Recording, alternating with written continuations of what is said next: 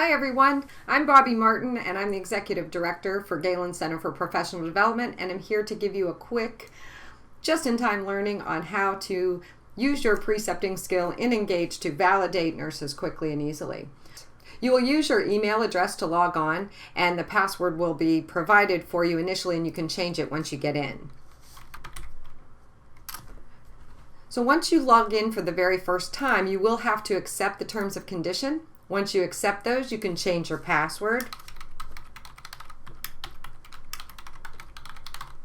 to whatever it is you like, and there you are ready to go. So once you get to your dashboard, this is your Preceptor dashboard. No one has been assigned to you. Let's say you come on shift and you have someone assigned to you. It's very easy to get the nurse assigned to this page so you can validate them. You'll go simply over here to Manage My Assignments or select My Transition Nurses.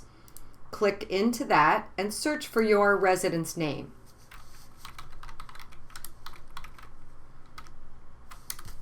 So I can search and I come up with Preceptor Training Nurse and the Preceptor Training. This is the one I want, so I'm going to just click this star, or you can click right here as well, and that person will automatically be assigned to your dashboard. So I'll go back to my dashboard and you'll see this Preceptor Nurse in Training is here for me to evaluate. The first thing that you'll do is click into this nurse, and this will take you to the status page, or you can click here for View Status. Either one will take you to the same place. This is the status page. It tells you the nurse's name at the top, their email, what hospital they're assigned to, their primary unit, and what their role is, whether it's a new graduate or a transition nurse, etc. You will see competencies assigned to this person, as well as modules. As you know, the Baptist standards of care are the very first competencies that must be validated before any other competencies are validated. You will notice that this was assigned on 11/11/2020, and I only have until 11:30 to get this complete with my resident. Others assigned to this nurse are Med-Surg multi-specialty competencies, and you'll notice they were assigned the same date, but they're not due until February. So I know that this is my first priority. They'll always start on the top as well. Competencies are what preceptors must validate. So let's go into your role. You've logged in and you have this nurse, so you're going into Standards of Care. You'll click on the Standards of Care. Now you'll notice it says this user must complete a self-assessment. You will not be able to validate competencies until the user has completed this requirement. So I, as a preceptor, cannot do anything. I can look here to see what these are, but you'll notice that they're blocked out, and it's again because your resident must do their self-evaluation. I can go into the Baptist Hospital Standards of Care now and be able to validate this. If I want to, I can look to see what the pre-assessment was, that this person says that they are somewhat experienced with these CUSIN competencies as the standards of care. What else you will see on this transition nurses status page is they have access at all times to your policies and your nursing skills within the hospital resources on their status page.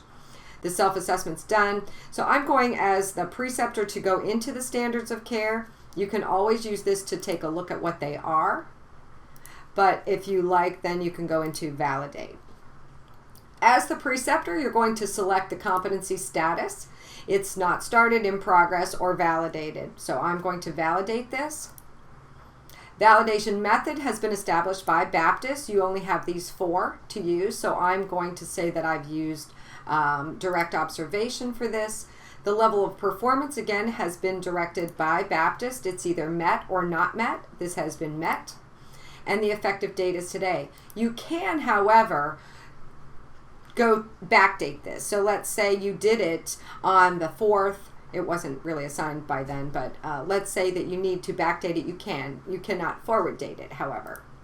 You can document a note if you'd like to add information to this, and you can also choose a file to upload to it if you choose. And it will save just like it does to an email attachment. So as you review these standards of practice, we do have a select all button to make it easier for you. So if they have met all this criteria, you can select all, and after you've identified all of these criteria, you can save the validation. And you will see that on your resident status page, we go back up to your status page, you will see that the progress is immediate. It is in real time. So you have validated this nurse right now, and it's already on everyone's report, including the nurse managers, the chief nurses, and all of the educators. So next you can go into your Med-Surg competencies, and you'll see they're very easy. They're listed here for you, all of the ones that you must validate. And again, same procedure. All you do, if you review it, yes, they do all of this, you can select all. Again, it is validated. The validation method this time was through simulation, and the level of performance is met. Effective date, you can insert notes, choose a file, save validation. Again, you will see on their status page, you can continue to go through here and validate more if you have more to validate. But if you go back to their status page, you'll see that just a little bit of this is done, 2%. And the more complete, you'll see that progress taking place.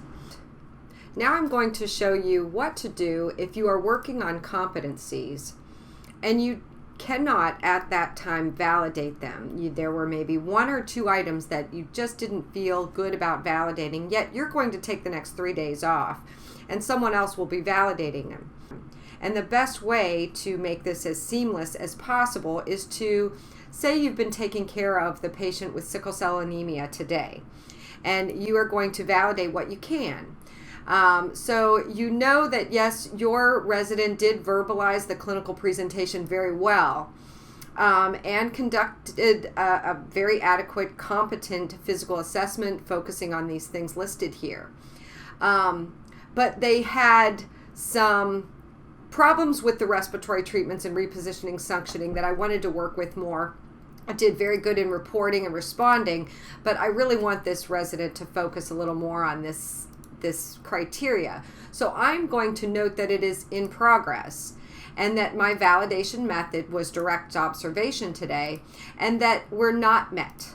So that I want the other preceptors who may be covering for me over the next 3 to 4 days will know that I validated these. So if you would like to finalize this, focus on this specifically.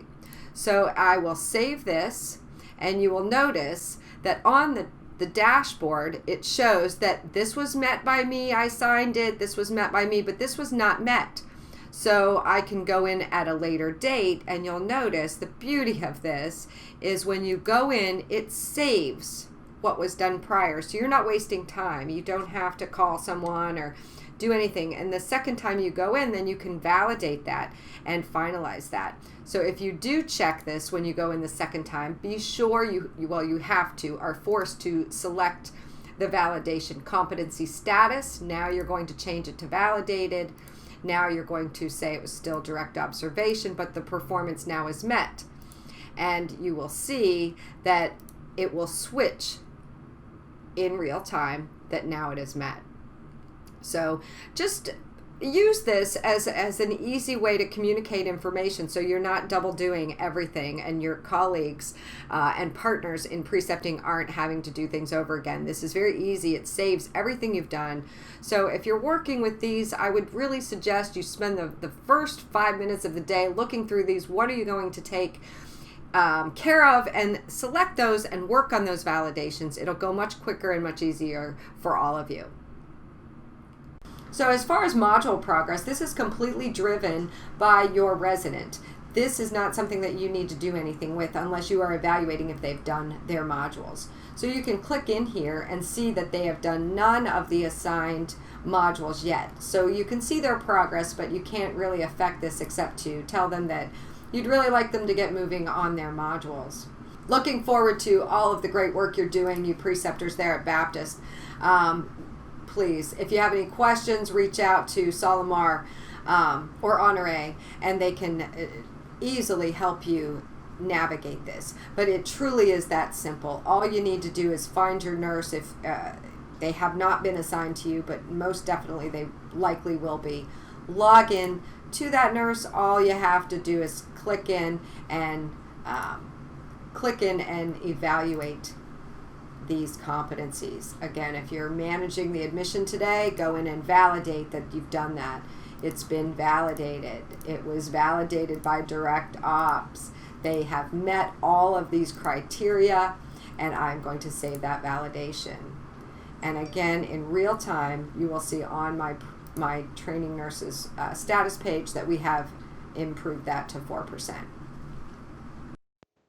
In summary, here are 4 key points to remember as a preceptor, because these are common errors that have been observed from preceptors in the past.